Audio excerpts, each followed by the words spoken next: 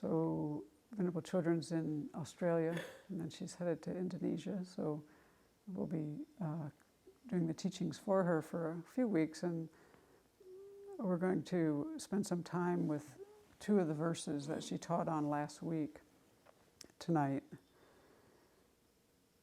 And so we'll start with our motivation. And so I'd like us first to listen to the verse 13 from the Precious Garland, the text we're studying. Such a person with a body entwined by the savage snakes of negative mental states wanders for a very long time in the terrifying wilderness of cyclic existence. Those trees are limitless beings.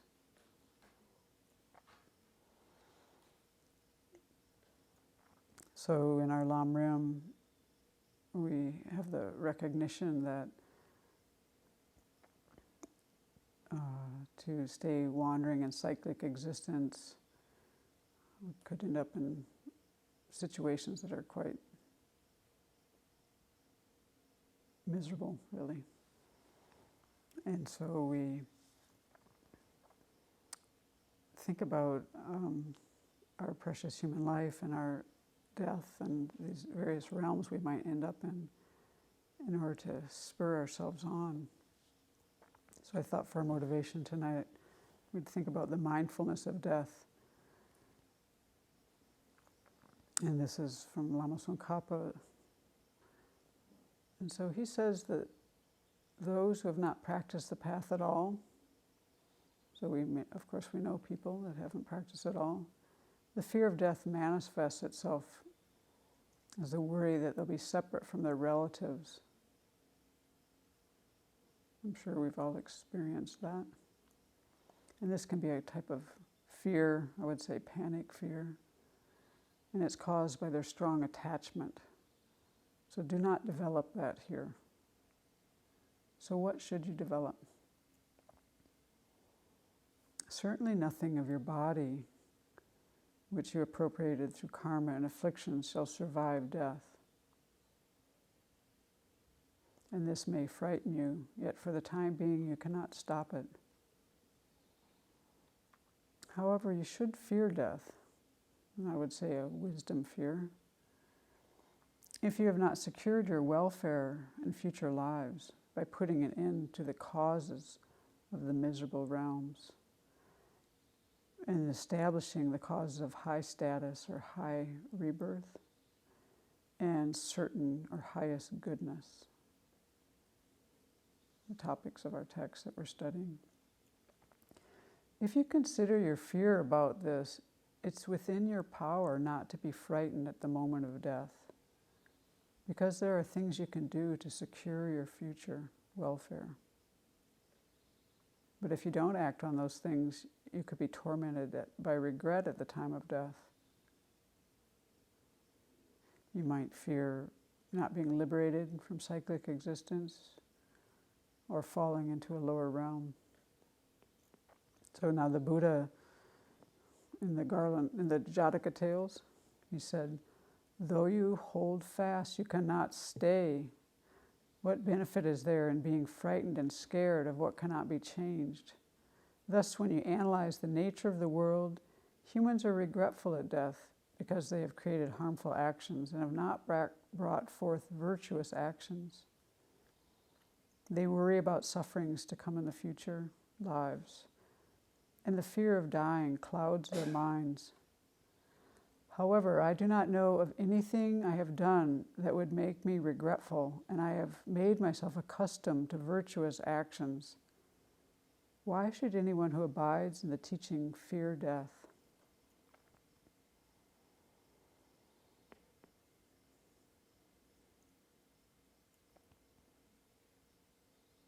So we use this to spur ourselves on, to give ourselves energy, this energy of a wisdom fear, really. And what we do then is we turn to refuge and karma as things to practice. So may we use our time tonight to look into this topic, and may we develop ourselves, our capacity fully, and be able to help others with this same path, everyone we meet.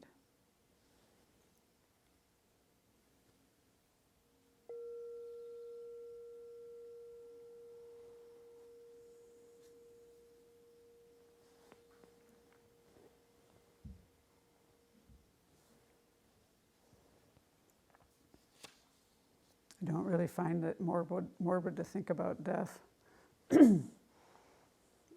since we have it in the context of our teachings. This last week I thought for a while I might die. I was on an airplane. And I was very happy to be a Buddhist. I just did what Venerable has taught us to do and made my mind very peaceful, and here I am. So, in that, appreciating this precious opportunity that's so rare, that we have a lot, our lives are very special, not because we're so special, but what we can do with them. But this won't last forever, and so that's why we contemplate death, to give us that, spurn us on, and also realizing our human potential, our precious human life. So we don't really want to continue with the same old craziness. And in the concern that we have for this, then what do? We turn to some guides to help us to go in a positive direction, and this is what refuge is about. We turn to the Buddha, the Dharma, and the Sangha for guidance and for refuge. And what's the first teaching is the teaching on karma, and that is that our actions have an ethical dimension. So that's where we are in the Lam Rim, in this section of the book of Precious Garland. And tonight, my more specific motivation for the teachings tonight and the next few weeks are, a few weeks back, Venerable asked us about the 10 non-virtues, the 10 non-virtuous pathways of action. And she asked us to name them off and everything, and we kind of faltered. And I was thinking, this is not something to falter in. When I first started going to Buddhist centers in Seattle, I was going to 2 centers where Venerable Children taught in the Sakya Monastery. Right off the bat, these teachings were introduced at both places and were handed out on sheets at the Sakya Monastery, and Venerable was telling us, having us memorize these. And so I was getting it from both ears, right? 2 places. And why were they doing that? And that's why I want to kind of address here is, like, why should we know these? We need to know these because we need to, we all want happiness, and we need to create the causes for it. And the causes are virtue. And we all don't want to suffer and end up in lower realms, or even if we can't quite wrap our minds around the lower realms, we don't want to end up in any kind of suffering. So we need to create the causes not to have that, which are abandoning these non-virtuous activities. So because I was getting it in both ears, I just made it a practice. I think it was for at least a year, it might have been a year and a half. Every night I would review, I was getting really introduced much more formally to the Buddhist worldview, and I was reviewing these 10 destructive actions and the 10 wholesome or constructive actions each evening. And, a whole level of confusion lifted from my mind that I had carried with me, I think, all of my life. I don't think I was aware of it maybe when I was 8 or younger, but I'm sure by the time I was 10, I was starting to be aware of this. And that just kind of dissipated without me even trying. So I've always had an affinity for this topic, I guess. And I think it's quite important. And as Venerable said, and I found this in both Lama Tsongkhapa and Geshe Sopa's texts on this, it's actually at this point that our Dharma practice really begins. So what are they saying there? And just think about this, if we observe the laws of karma, if we actually really believe in it, we really practice then. And it's obvious in anyone who watches their own life that, I would say this for myself anyway, my conviction in this isn't strong enough, because if it was, my life would be different. And so, it's really a call to practice, because cause and effect permeates everything that we do. It permeates our daily lives. So Lama Tsongkhapa says, knowing the 10 paths of non-virtuous actions and their effects, restrain yourself from even being motivated to commit them. Then practice the paths of action of the 10 virtues, which your body, speech, and mind are not at all mixed with the paths of non-virtuous action. This practice is indispensable as the basis for all 3 vehicles, as well as for the accomplishment of the 2 aims of beings. And that's what our text is about, this, I always want to say definite goodness, but it's I think she's using upper rebirth and highest goodness as the translations now. So basically, having a higher rebirth and liberation and full awakening. Hence, the conqueror, the Buddha, repeatedly praised it from many perspectives. And then he goes on to quote a sutra. What I have called virtues are the taproots of the perfections of all deities and humans. They are the taproots of the enlightenment of the Shravakas and the Prayata Buddhas. They are the taproots of the unexcelled perfect enlightenment. And what are these taproots? They are the 10 virtuous actions. So that brings us up to our the next verse in the book. Tonight we're going to talk mostly, kind of introduce the topics in karma that relate to these 10 pathways of action, and then we'll maybe go in a little bit to the body, and then in the next weeks, the actions of speech and mind. And so the next verse from Precious Garland is verse 14. Due to killing, one is born with a short lifespan. Due to violence, one encounters much torment. Due to stealing, one becomes impoverished. Due to adultery, one has enemies. So now I don't know what to call it. I wouldn't say it's a commercial break. Maybe it's taking Venerable Sompton's teaching modes. Okay, so we're going to memorize the 10 non-virtues first of body. Killing, can you see that? Killing, stealing, and sexual misconduct. Every week we're going to do this. Killing, stealing, sexual misconduct. You want to learn them in this order. 3 of the body. Killing, stealing, sexual misconduct. 4 of the speech. Lying, divisive speech, harsh speech, and idle talk. Lying, divisive speech, harsh speech, and idle talk. Lying, divisive speech, harsh speech, and idle talk. Much worse than lions, tigers, and bears. Okay. Coveting, 3 of mind. Coveting, malicious intent, and wrong view. Okay, coveting, malicious intent, and wrong view.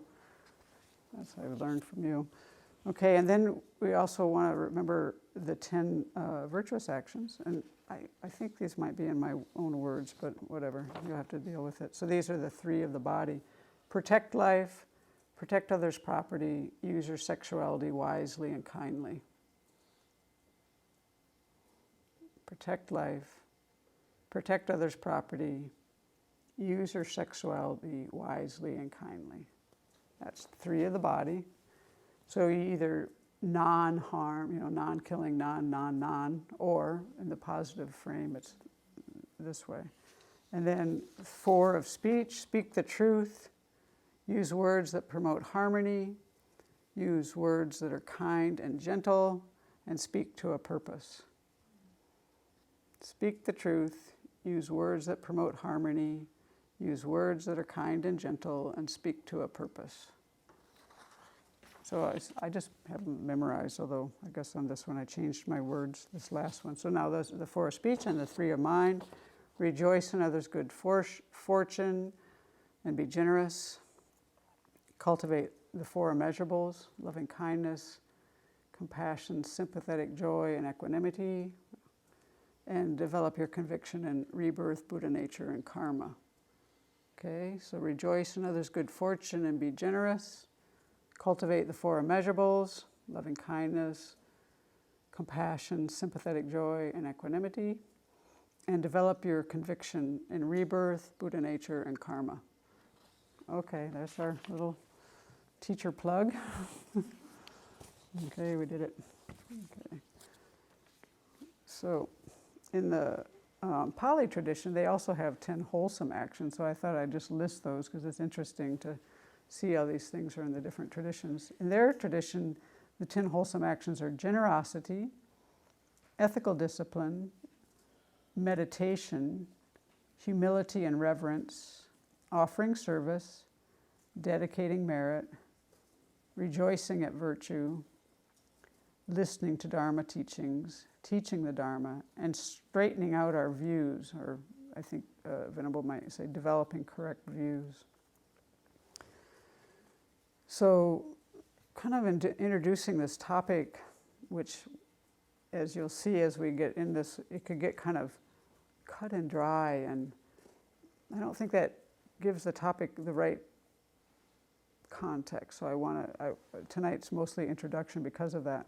So the first thing to kind of think about is what we bring to the table growing up in the culture. If many of us have had a lot of conditioning, both from our culture and from the Judeo-Christian idea of retribution. And so even though we come to these teachings maybe not knowing we have that view, we might find sometimes that we're hearing it through that kind of filter. And that might make us confused, especially because we're actually not hearing what the Buddha taught. So we want to try to be aware of when things don't kind of land right for us, to try to find out what's going on there. For instance, I have been taught very directly by Venerable Children that there is no concept in Buddhism of reward and punishment. It's just not there. The karma isn't about reward and punishment. It's not somebody governing the universe who's, deciding who gets reward and who gets punished. That's not the Buddhist worldview. But after years of doing our purification practices, one winter retreat, I realized that a part of my mind was thinking of this practice as punishment.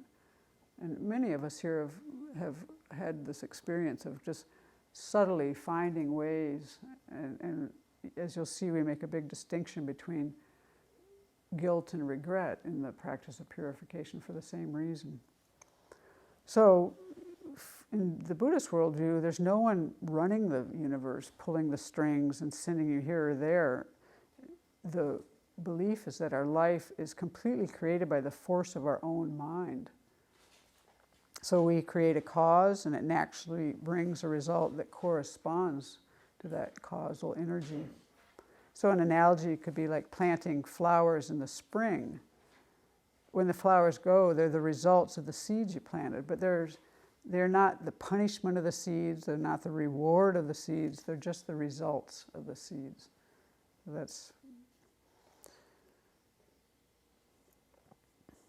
And so this kind of understanding is important, because what we're going to do here is we're going to look at the different kind of actions that we do and the kind of results they bring, and we want to make sure that we're looking at it through a Buddhist worldview, not thinking, oh, somebody did some horrible thing and they're going to get punished because they're a bad person.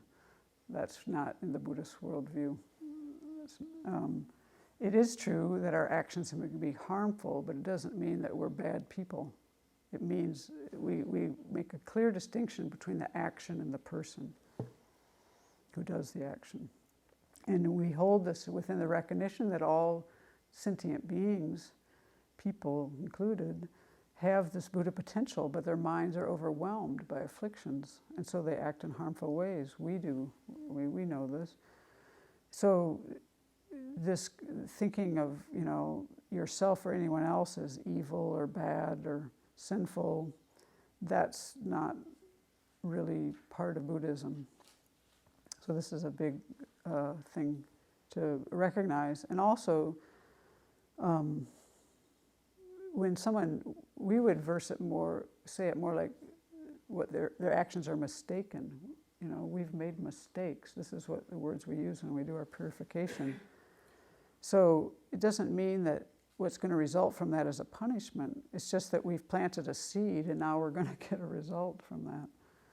A certain kind of seed is going to bring a certain kind of result.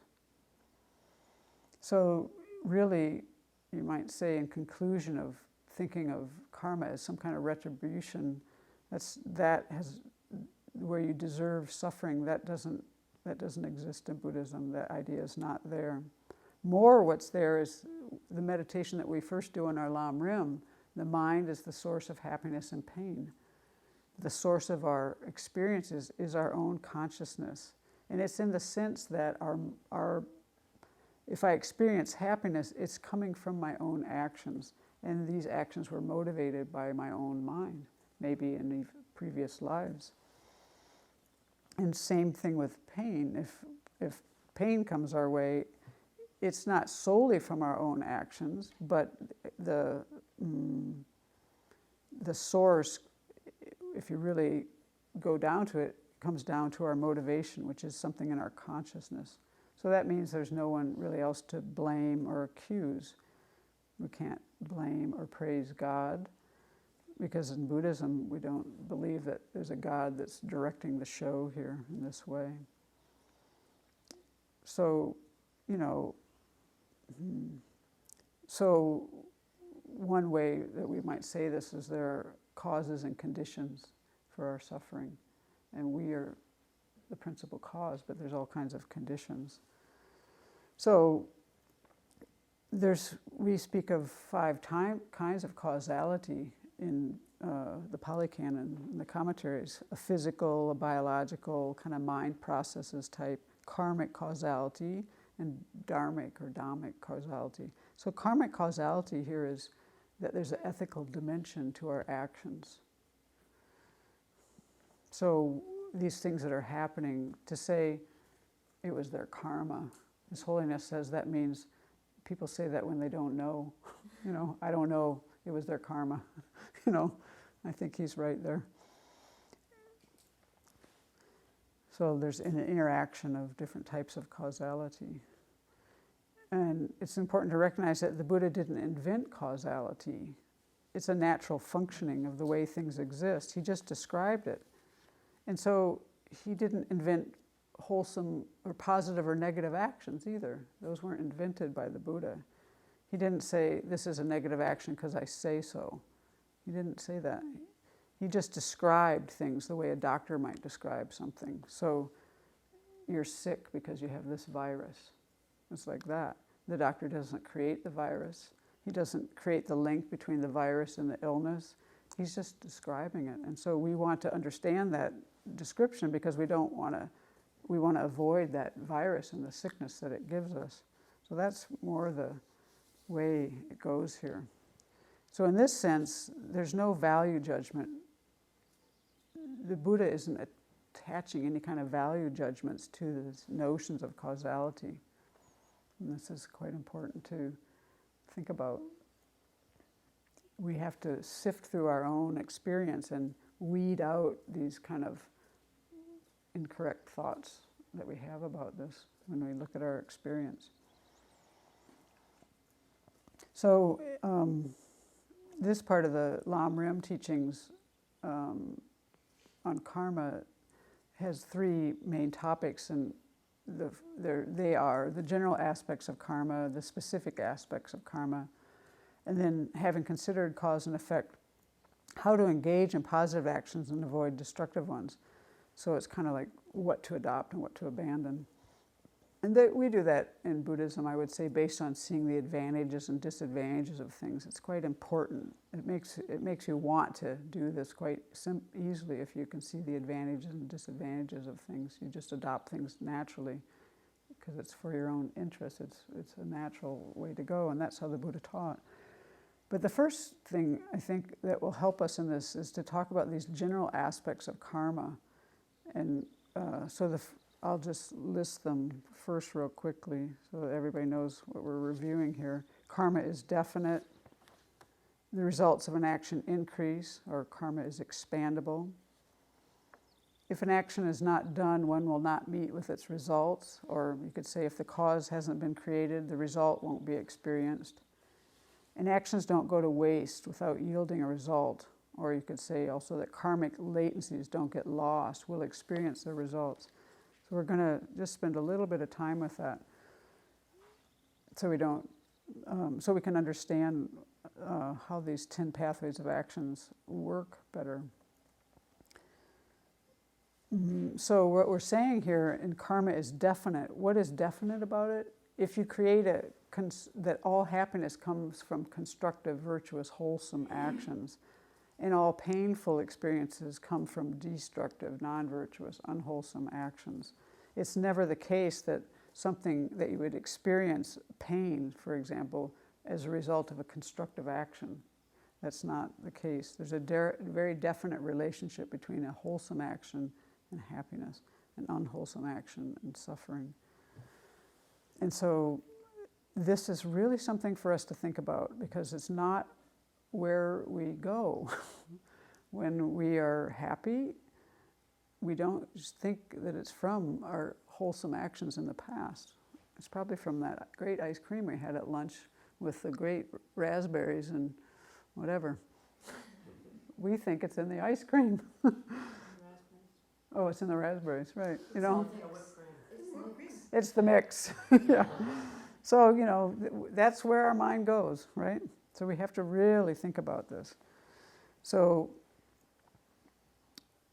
there is a principal cause for our happiness, which is our virtuous actions, and then there are cooperative conditions. But the principal cause is the karmic one. And it's the same thing with painful things. So someone might be screaming and yelling at you, whatever, but they're only the cooperative condition. They are not the cause of your misery in that moment. You could actually have compassion in that moment. There's many things you could feel in that moment. The reason you're having misery in that moment is because somewhere in your past lives, you've created a cause for that. And with this understanding, this is actually very empowering, because we see that we're kind of in the driver's seat. We are in the driver's seat here. If we understand this, it gets the feeling that we can do something about our situation. We don't have to look outside of ourselves. And think about whatever situation you would be in. Like today I was reading about these two brothers that were in prison for 30 years who were just let out, found DNA evidence that they didn't do this murder. Wow. And they were both somewhat low IQs. There was no physical evidence and da-da-da-da. Just you put yourself in these situations that people are in, and like, how would you deal with that? And so how do you deal with it? If you understand these teachings right here, that the mind is the source of happiness and pain, based on these teachings that the Buddha is giving us on karma, you don't have to rot in jail, You can make your life meaningful, and we see that in our interactions with the inmates. Your life isn't over. It's very constricted, and it's not so safe. Actually, they're giving these guys $50,000 a year for every year they were incarcerated, up to $7,500, $750,000, which is good, because they gave them $45 when they got out after 30 years. So anyway, whatever, we need to practice. We need to empower ourselves with this, realizing that we can create wholesome, positive causes, we can abandon unwholesome, harmful things, and we can purify our harmful actions. And that gives us a sense of empowering ourselves, this kind of understanding. And how did the Buddha know this? It's because of his clairvoyant powers. And if you read in the Pali Canon about when he was, his description of his awakening, it's all right there. He was able to see what kind of causes. He worked backwards. He saw the effects, and he was able to see backwards into what were the causes. So and he then labeled those causes destructive if they cause suffering. He worked it backwards.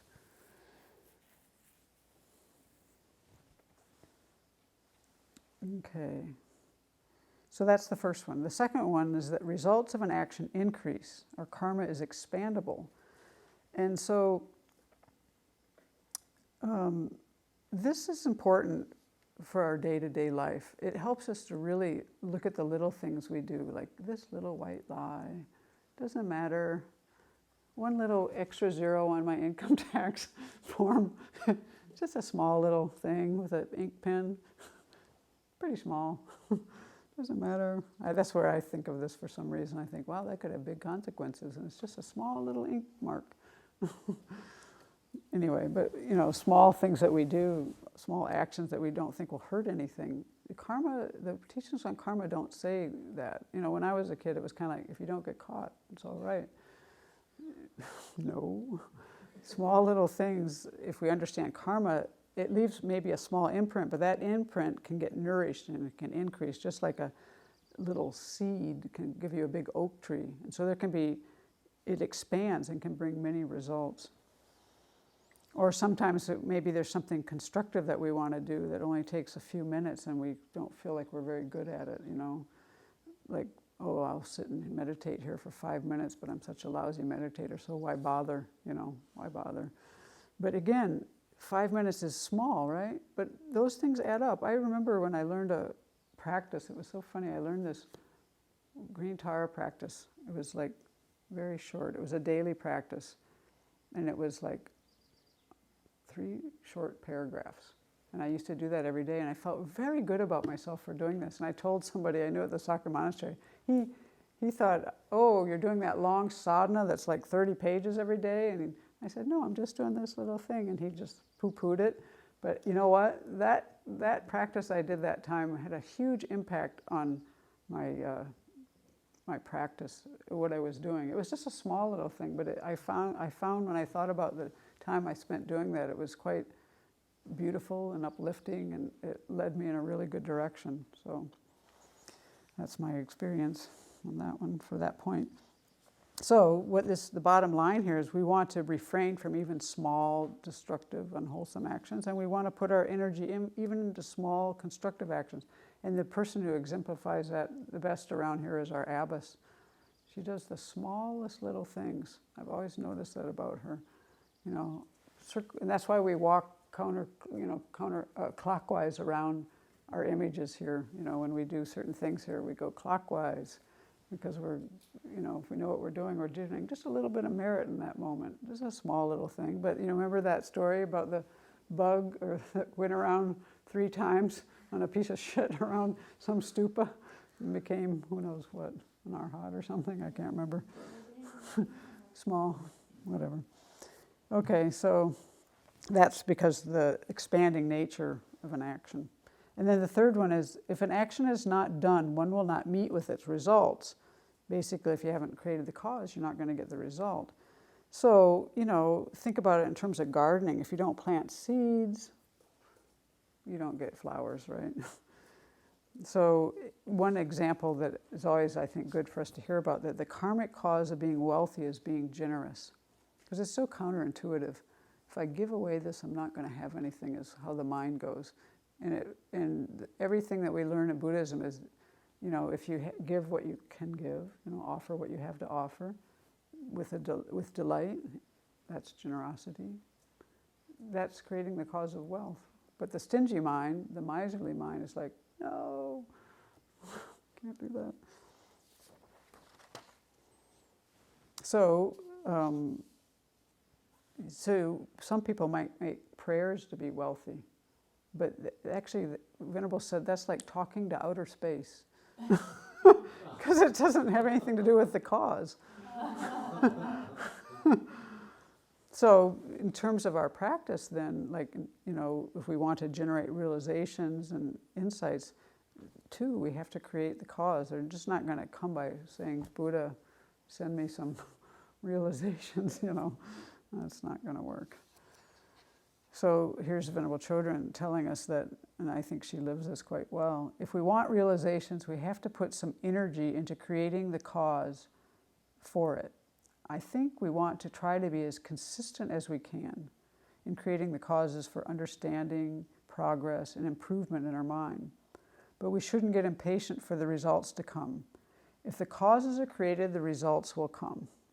When you plant seeds in the ground and you add water and fertilizer, and there's ample sunshine, and you know the seeds are going to grow. You don't have to go over to them, stand over them, and say, "Come on, grow! Why aren't you growing?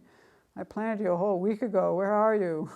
You don't go and dig them up all the time. If the causes are there, the flowers are going to come around. And so it's the same with our practice.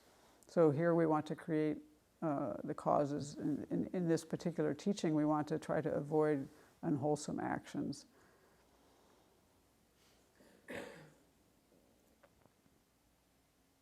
Oh, yeah.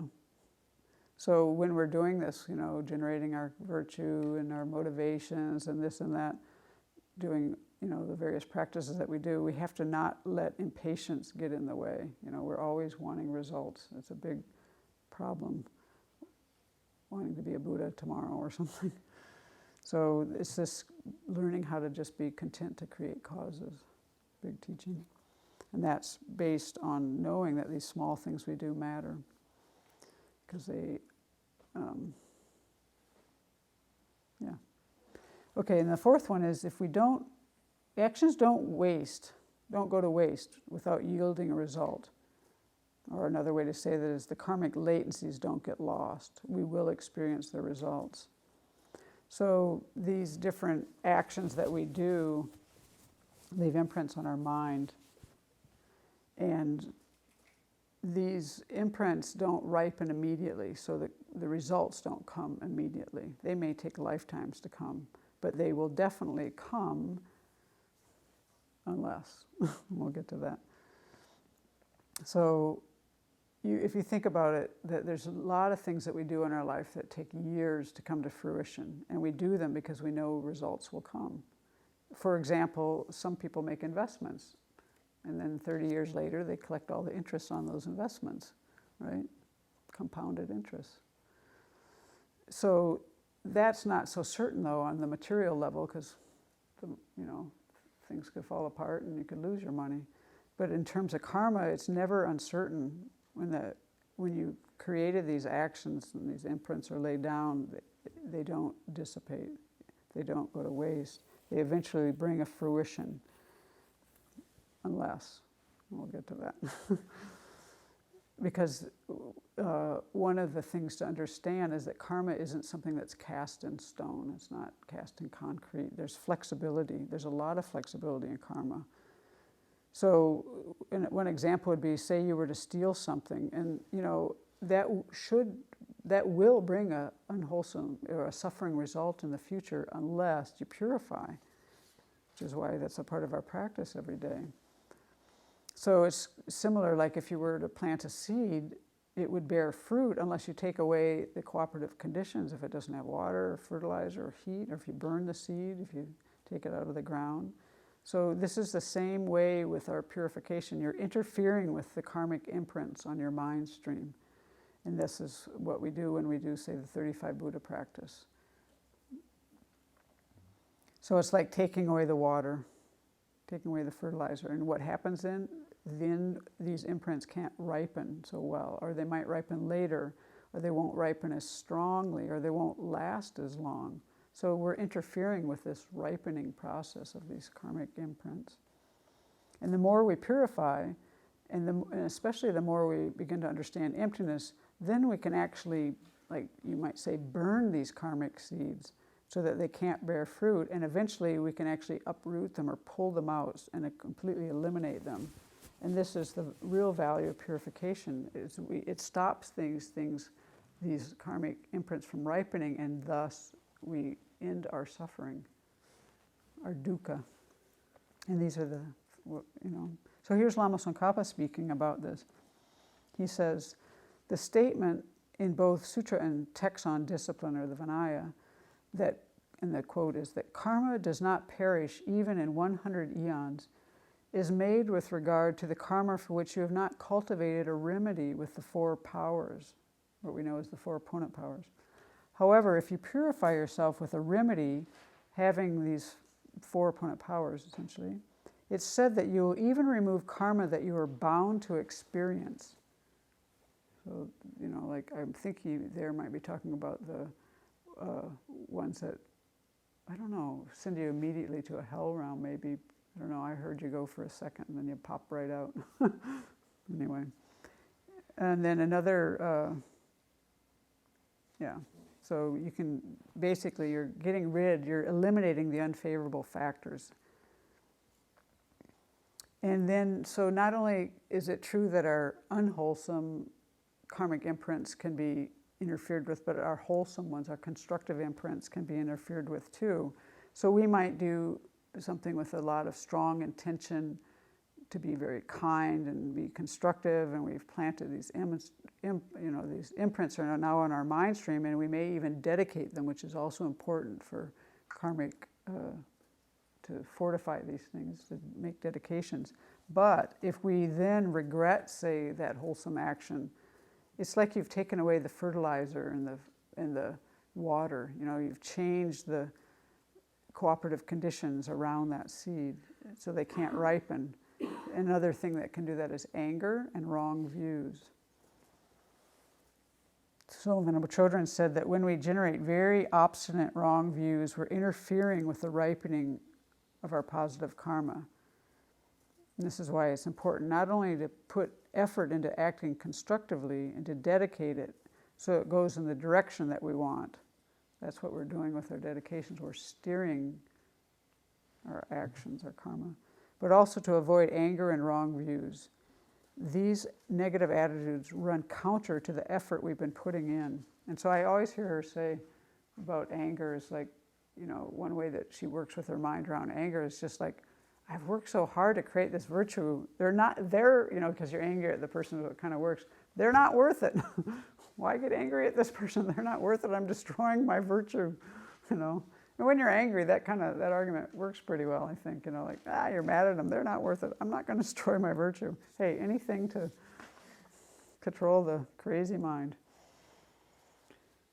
Okay, so then Baba Viveka wrote this thing that I thought was well put on this. Wrong views and malice weaken virtuous karma. Remedies such as purification, restraint, and confession weaken bad karma. Whenever any of these attitudes are present, they reduce the potency of the seeds deposited by the virtuous and non-virtuous karma, even though the combination of conditions for the karma to take effect are already in place. So that's kind of interesting, really. So it's like something is ready to take place, but it hasn't taken place yet. Once it's taken place, you can't withdraw it, You've lost a leg, it's not going to come back. But what leads up to that moment where something catastrophic might happen can get interfered with, is what he's saying there. So where would an effect come from, and what would it be like? Because there is no combination of conditions for maintaining the potency of the seeds deposited by karma, the time for being maintained has changed. And then he explains this. Because of this, there's a thorough eradication of the karma. So he gives some examples. One is, for example, by upholding the sublime teaching, you experience in this life the effects of an unwholesome action whose consequence you are certain to experience. Well, that doesn't sound so good, but what he's actually saying there is that a lot of times these things could ripen, and the next example is it. Furthermore, with this remedy, the karma for a rebirth in the miserable realms transforms into a mere headache.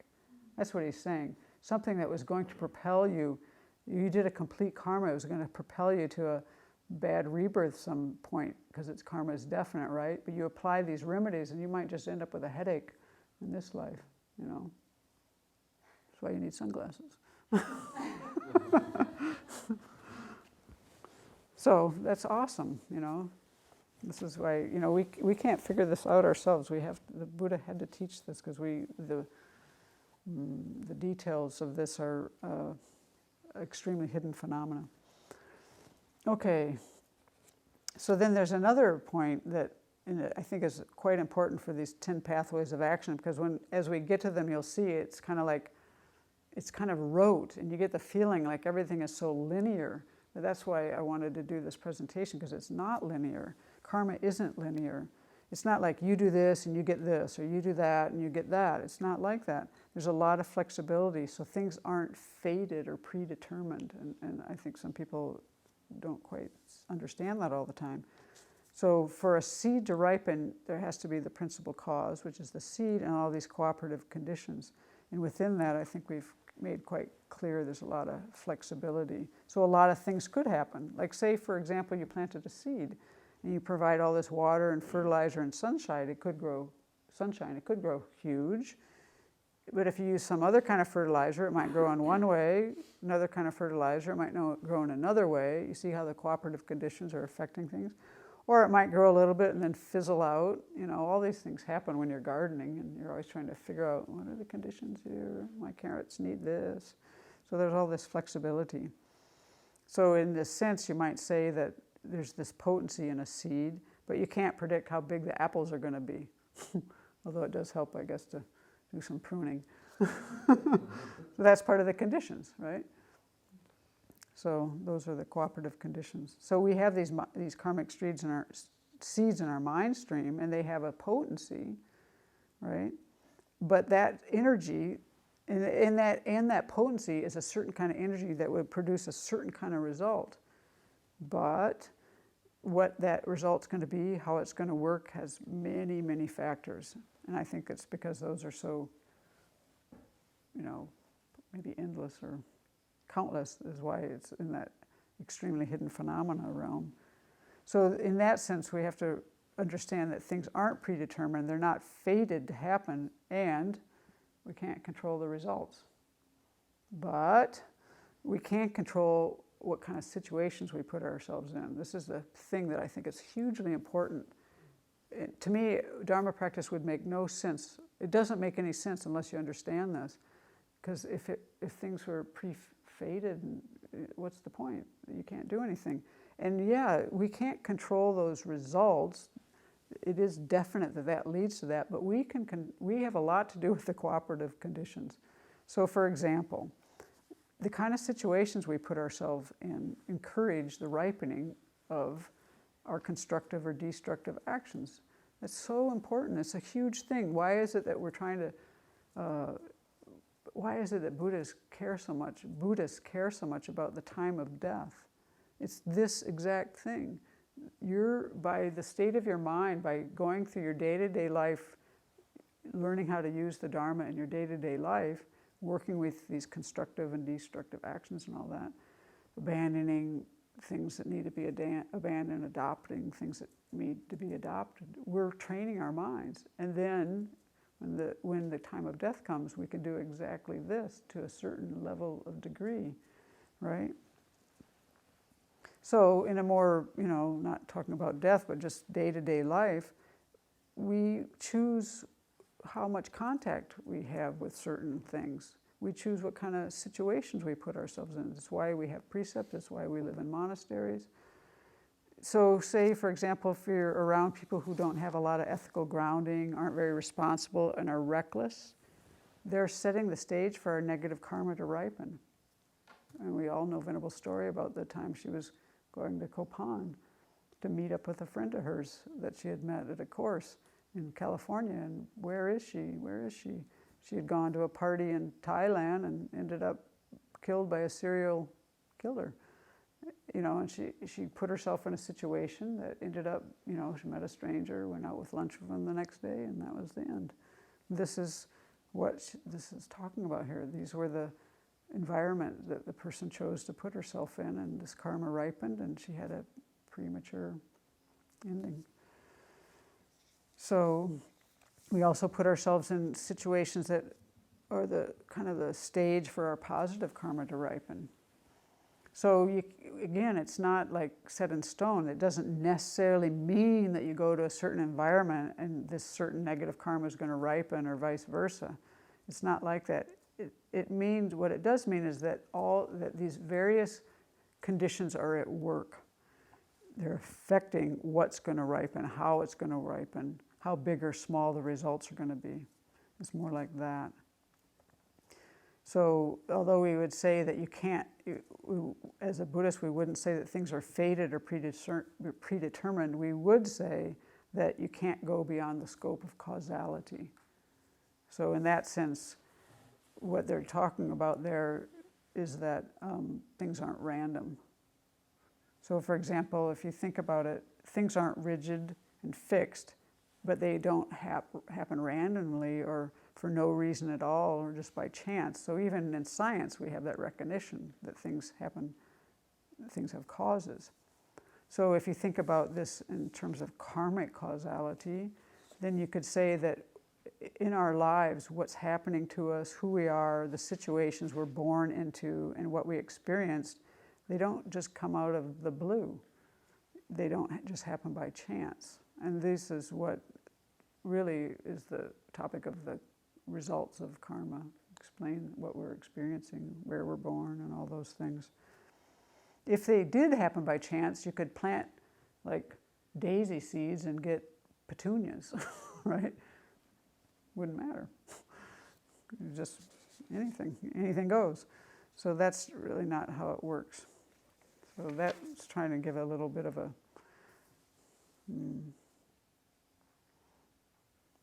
overview. So does anyone have any questions first? I could go forward, but there's not much time left, so let's do questions if there are any. Not that so if you understand, if you get direct experience of emptiness that can purify karma to the point of removing it, but short of that, our purification of a negative action, it's still going to produce a negative result, just going to change the extremeness of it. Yeah, and I think it's to the point that that is quite workable, because you can actually, if you remember what the causes were for a precious human rebirth, a human rebirth is abandoning the 10 destructive actions. So by abandoning those and by purifying and by working to keep your mind in a virtuous state, even though you don't even have an inferential realization of emptiness, I think that you can at least die without regret. And you're putting yourself in a place to have a more opportunity for a human rebirth, and then for a precious human rebirth, there's more causes. Practicing the 6 perfections, and also making dedications, proper dedications. So none of those are saying, like at least the one for a human rebirth is not saying that you've realized emptiness. What you've done is you've abandoned these negativities.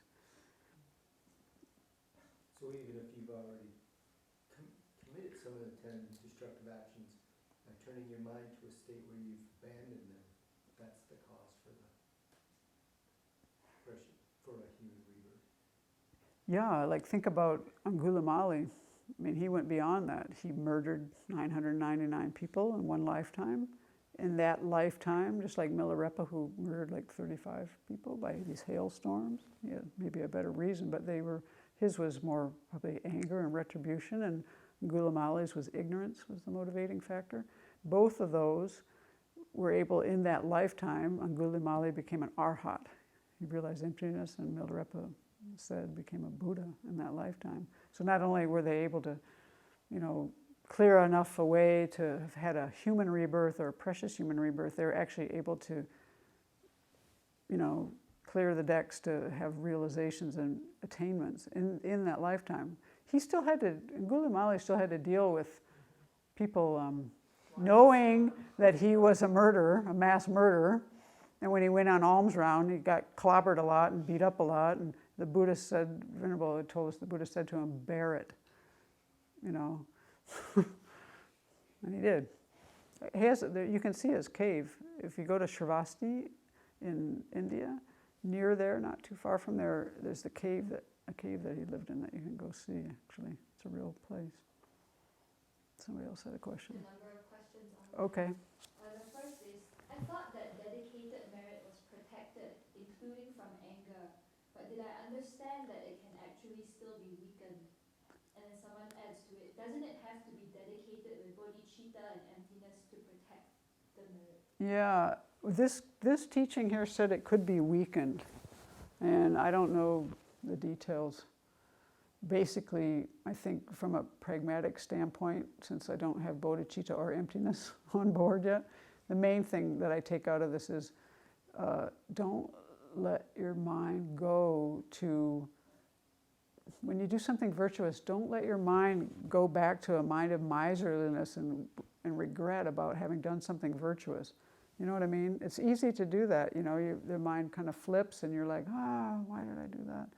And the same thing is like when something negative happens, like, you read the newspaper and like what happened when they caught bin Laden, and all those people on these college campuses rejoice because, it's like, that's really something not to do. Rejoice in somebody's being murdered, or, even though the whole situation it's quite complex and understandable at some level. As a practitioner, you don't want to let your mind go there. I don't know, does anyone here know for sure the details on that, dedications? It is good to dedicate your merit, and I have heard that it protects it against anger later, but this teaching does say that it can, and what I read in Lama Tsongkhapa made it, well, I guess it was Venerable's word that said it was dedicated, even ones that were dedicated. I'm not sure if I read that in Lama Tsongkhapa. It doesn't say, it says it's destroyed by anger. It doesn't say unless it's dedicated. Yeah. Pretty much across. It's pretty clear. Yeah, so anyway. Are there others? Yeah, someone says, I react poorly in a given family situation and thought to avoid the situation, but then I thought to go and purify. Is it risky? I guess the person is asking for me to enter the situation. Yeah, that's a really good question. Like, does everyone there know the question who's online? Do I have to repeat it? Okay, good. And the people on the phone, the basic idea was, there comes a place where, at some point you want to avoid contact so that you don't get yourself in bad situations, say with a family where there's a difficult situation. And then there's another point where you might make a choice to enter into that situation. That really, I think, comes down to what you feel that you're capable of. If you're really not capable, like here's an example. If you went to your family's home and you felt like your practice wasn't strong enough to keep you out of trouble, instead meet with those people at a public restaurant where everyone controls their behavior better. And you still get to meet with the people, but you have conditions where everybody will keep within social norms a lot easier than they might in a private home. You know what I mean? You can kind of come up with creative ways to have a certain, because your practice maybe isn't like, on board 100% of the time. That's pretty hard to ask in a lot of situations. So then when you can't do things fully, you have to avoid things, but you can't live your life avoiding everything. And that's what I find quite helpful in the practices that we have in our tradition in Tibetan Buddhism with the mind training practices. You can transform every situation that's adverse to benefit your Dharma practice. There's a way to turn every situation. So you have to fortify yourself. I know for myself, I was kind of in a situation like that, and I remember, I don't know when this was. It would have been around sometime around 2000. I remember I wanted to have a very difficult conversation on the phone with someone in my family, and I didn't want to get angry, and I knew I couldn't control that too well, but I wanted to proceed. So what I did is I had a mala in one hand and a picture of His Holiness in front of me, and I made the phone call with a lot of determination to stay cool. I had to set up these like little conditions for myself and it worked. It wasn't like the pictures made it happen. It was a lot of energy went into that. I think what's helpful just to maybe clarify a little bit more is that the purification practice doesn't create a better circumstance. It's the thought training practices that actually change the mind. Because it sounded like, well, I'm going to do purification, then I can go into the situation, it's all going to be different. That's what I heard. Maybe I misheard it. Yeah, She it's said not something entirely about clear. Or it seemed like I will go into the situation After as purify. a form of purification. Oh, as a form of, I'm not No. sure. The Yeah. practice is big. Yeah. Yeah. Well, you wouldn't, if the idea was that I will go into this situation as a form of purification, that's not really it. Because purification is applying the 4 opponent powers. That's what purification is. So putting yourself in harm's way is not purification. Putting yourself in difficult situations isn't necessarily that, you know. It's the 4 opponent powers. Or that purification has this sort of magic remedy that suddenly the whole dynamic in the family is Right. going to be, you know, all settled Yeah. because you purified your part of it. I mean, it helps a lot, but I think there's a little more to it than just. Yeah, I see what Venerable Simke is saying. Purification, I think, allows you to do the mind training, Yeah. in a sense, is one way I would put it. Because it definitely, because you are doing mind training when you're doing purification. You are generating regret, not for other people's actions. We're not purifying other people's actions. We're purifying our actions. We're changing ourself, right? And so we're setting up this, you know, the regret in that is you're seeing the harm that you're doing and the mistakes you're making, and you're training your mind not to do those things again by having this regret. So, you know, it will change you over time. But I do think, it also depends, but I do think if you feel like you can go in to a situation where you habitually get angry and say, I'm going to go with an open heart as your remedial action, Yeah, that that would is work. purification. Yeah, I agree with that. So she's saying if your remedial action was to go into that situation where you might have generate anger a lot of times, but I'm going to go in with an open heart. Yeah, I had that same thought. I agree with that. Your remedial action is whatever you decide it's going to be. You know, that's quite broad. But if you're going into that situation thinking that the suffering will purify you, that just sounds like Yeah, something that's wrong. Yeah, it's not the suffering of the situation that's going to purify you. That's the distinction that I think that that'd be like we're fleshing out here. It's the motivation. It's the motivation. Yeah, exactly. You can boil it down to a lot. Motivation is key for anything that we do. Right. But suffering itself doesn't purify you. The 4 opponent powers are what purification. Anything else? For me, will you just repeat the list of the 10 wholesome actions in the Pali tradition? Sure. And also the different types of causality. I guess I Oh, the causa. Okay, yeah, sure. There's, okay, Okay, in the Pali tradition, they have these 10 constructive, wholesome actions, and the first one is generosity. Ethical discipline is the second. Meditation. Humility and reverence. Humility and what? Reverence. The fifth one is offering service. The sixth one is dedicating merit. Rejoicing at virtue is the seventh one. Rejoicing in virtue. At virtue, yep, rejoicing at virtue. Listening to Dharma teachings is the eighth one. Teaching the Dharma. And straightening out our views, or developing correct views. And then we have a little bit of time here, so I like this thing about the 5 types of causality. So you know, probably heard me talk about that a few times. I'm putting it in my words, in our Western words. They come from the Pali commentaries, and the words are kind of different, quite different. But anyway, they boil down to, the first one is like physical causality. That would include things like atoms swirling around and tsunamis happening. They don't involve life, like physical chemistry doesn't involve life. So it's physical causality. The second one is biological causality. So now you have life, but you don't have mind.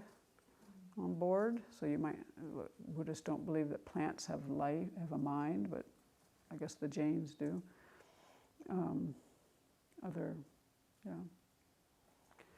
So there's things, biological causality. And the third one is the citta, C-I-T-T-A, citta.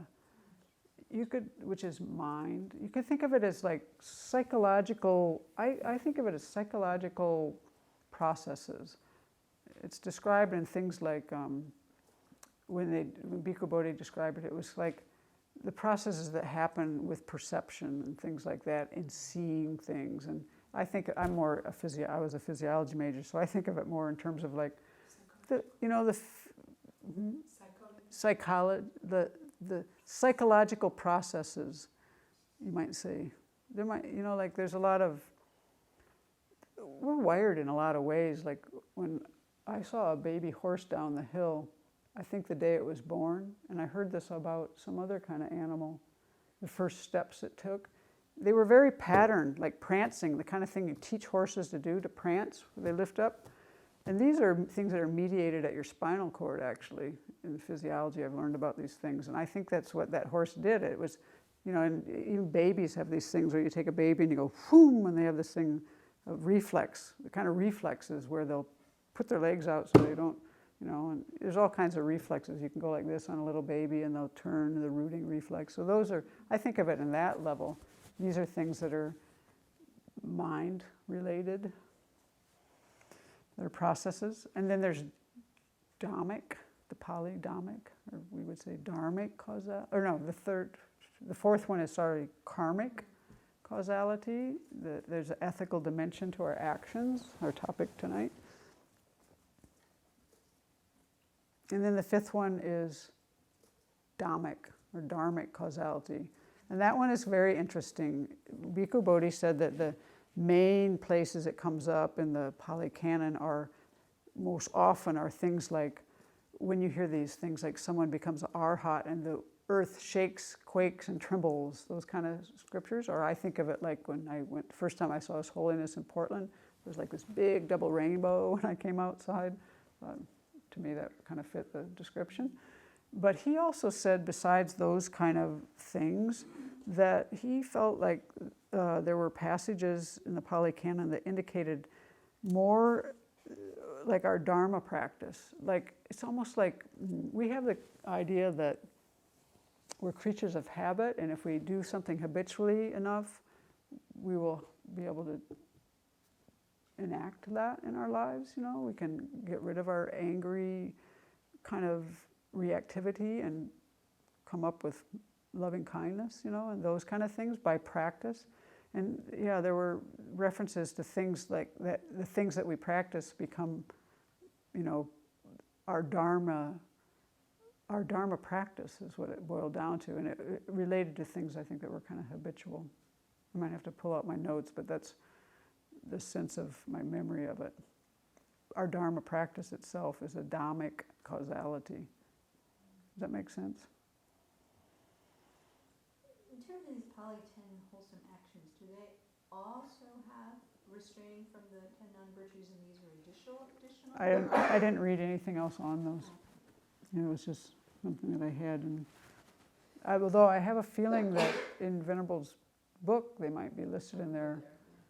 I didn't look. We done? Okay, we're done. Thank you very much. Yeah, you're welcome. So then the next couple of weeks we'll talk about body, speech, and mind, and I'll try to, because that gets kind of like a little too set to keep your attention, I'll try to intersperse things to... No, I don't know what yet. We'll find out. I'll stay tuned. Okay, so we should take a moment to dedicate our merit. So let's think about just how fantastic it is to have these kind of teachings. Maybe we could make the aspiration to read that book, the Sutra of the Foolish and the Wise, and not be the ones that are the fools. Lama or Geshe Sopa talks about that book. The reason it's called the Sutra of the Foolish and the Wise, because those who read it who don't believe these stories are the fools. There are all these stories about karma. They seem kind of far-fetched to a lot of us. But so may we, develop a mind where we can have this conviction in karma and take that into our daily lives and develop ourselves fully. And may this be for the benefit of others and their reduction and elimination of suffering and their peace.